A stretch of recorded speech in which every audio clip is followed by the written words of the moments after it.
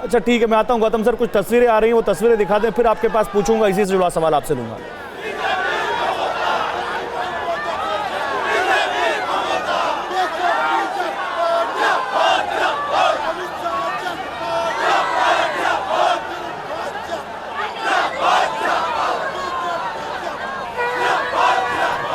गौतम लाड़ी के पास चलते हैं। गौतम सर, क्या टीएमसी को इस तरह से खारिज कर सकते हैं केवल इन तस्वीरों के आधार पर?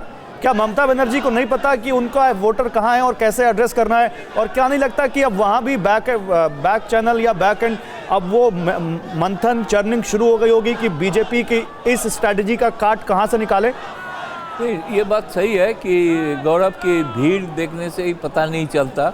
मैंने देखा पिछले चुनाव में सीपीएम के लीडर का जैसे प्रोसेशन में इतना भीड़ हुआ था, लेकिन मुझे लग रहा था कि सीपीएम शायद वापस आ रहा है, लेकिन कुछ भी मिला नहीं, वोट उसको मिला ही नहीं। ये जो जगह है बोलपुर, आपको पता होगा, ये सोमनाथ चटर्जी का केंद्र रहा है, 7 बार सांसद रहे। इसके पहले रामचंद्र डोम सीपीएम का वो सांसद रहे जी।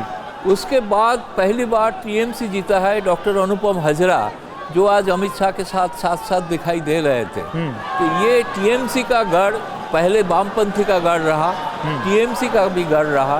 तो इस जगह से जो उलझन है, मैं कहता हूँ कि जो वामपंथी और कांग्रेस का जितना समर्थक है, जितना वोट है, वो पूरा भाजपा की तरफ शिफ्ट हो रहा है। ये जो भीड़ और समुदाय है। अच्छा, आपने बड़ा अच्छा जिक्र किया। मैं जरा एक आपसे कांग्रेस के बारे में भी सवाल लेता हूँ, लेकिन हर्षवर्धन जी के पास से सवाल लेता हूँ। हर्षवर्धन जी, देखिए, वामपंथियों का गढ़ रहा टीएमसी की सरकार है, लेकिन कांग्रेस भी एक ज़माने में इस राज्य में बहुत मजबूत थी। प्रणब मुखर्जी, प्रियरंजन दास मुंशी और अधीर रंजन चौधरी अभी ले लें, और कई तमाम बड़े नेता जो पश्चिम बंगाल के, जो केंद्रीय स्तर पर कांग्रेस बंगाल ने दिए कांग्रेस के। आज कांग्रेस इतनी दयनीय स्थिति में क्यों दिखती है पश्चिम बंगाल में, और ऐसा क्यों लगता है कि एक बार फिर से वो यहाँ पर लड़ाई हारने के लिए लड़ रही है? यह लड़ाई में है ही नहीं। देखिए गौरव, अगर उसमें एक चीज सिर्फ समझे कि जब भारत में पहली विधानसभा बनी पश्चिम बंगाल की, और उसके बाद सिर्फ 67 से 69 छोड़ दें 2 साल, तो 1977 तक तो कांग्रेस ही वहां शासन में रही। और जब वामपंथियों ने कांग्रेस की सरकार को पलटा और उसके बाद 34 वर्षों तक वो रहे, तो एक जरूरी बात समझने की है कि उस दौरान भी केंद्र में सरकार बनाने के लिए वामपंथी कभी बाहर से कभी भीतर से उनको समर्थन देते रहे।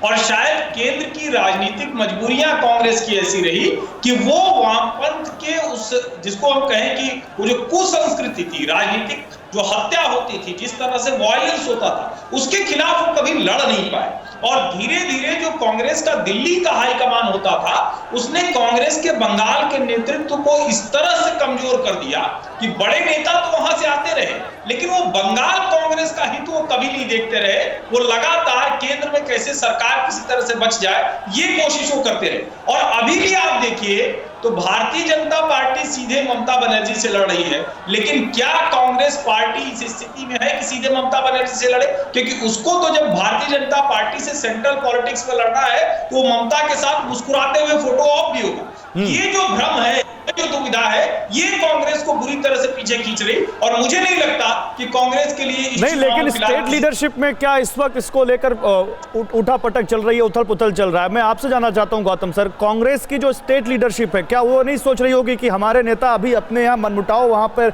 अपना दिल्ली में बैठक कर रहे हैं और वहाँ नाराज नेताओं को मनाने की कोशिश हो रही है, और यहाँ बीजेपी ने बिल्कुल पश्चिम बंगाल में एकदम एज हासिल कर ली है?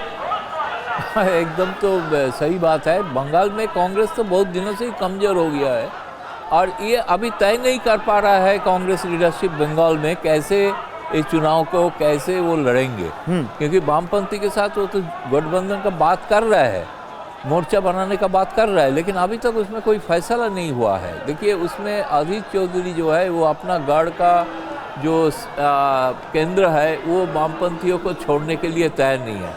और इसका भी याद रखना पड़ेगा, पश्चिम बंगाल में कांग्रेस के खिलाफ वामपंथी लड़े हैं, जो उसका जो कैडर है, भले ही नेता का मोर्चा हो, लेकिन कैडर का वोट पूरा शिफ्ट होगा कि नहीं, इसमें थोड़ा डाउट है। जो पिछले 2016 के चुनाव में दिखाई दिया, कांग्रेस का वोट वामपंथियों को वामपंथियों का वोट कांग्रेस में शिफ्ट हुआ है, लेकिन कांग्रेस का वोट और ऐसा वामपंथियों भी को नहीं है, और दिया ऐसा भी नहीं है कि केवल टीएमसी पर फोकस है बीजेपी का। बीजेपी की कल की रैली में वामपंथियों के विधायक भी आए, कांग्रेस के विधायक भी बीजेपी में आए, और ये बता रहा है कि बीजेपी का जो स्ट्रैटेजिक रूम है वो हर तरफ नजर बनाए हुए।